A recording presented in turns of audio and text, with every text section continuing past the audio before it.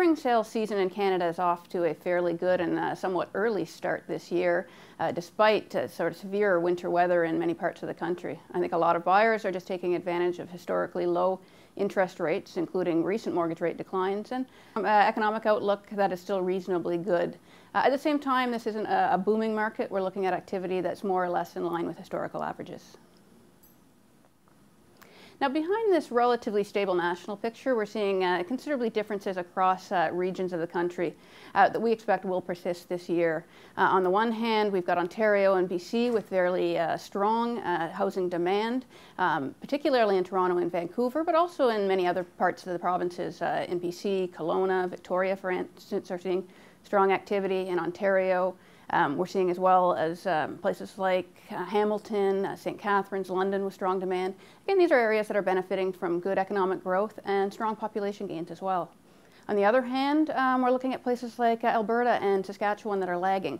No big surprise here, weak demand as a result of some of the cutbacks in the energy sector and the fact that fewer people are moving into the province from other areas of the country. And then finally, in the middle of the pack, we would be looking at areas such as Quebec and Atlantic Canada that are a little bit more sluggish. Again, these are areas where economic conditions are a little bit softer and underlying demographics are not as strong as in many other parts of the country. For the most part, I would describe overall conditions in the market as relatively well balanced. As a result, we're seeing fairly moderate price increases in the low to single digits in most centres of the country. But again, there are a number of exceptions. In particular, Toronto and Vancouver, we're seeing very strong demand for single-family homes and limited supply. As a result, we're looking at price increases that are fairly sizable compared to other parts of the country. Again, we think this might continue this year.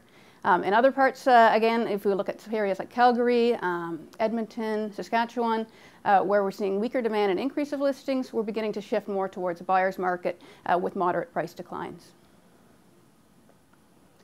The outlook for 2015, I think, looks fairly good, but probably more of the same. Relatively stable pricing and sales in most parts of the country.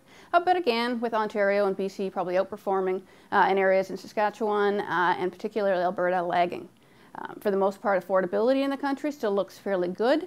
This is because we've got low interest rates and moderate income gains offsetting relatively high home prices. Again, I think the affordability this year will remain fairly good, but as we go into higher interest rate environment, perhaps next year will be a little bit more challenged, particularly in those high-priced markets such as Vancouver and Toronto.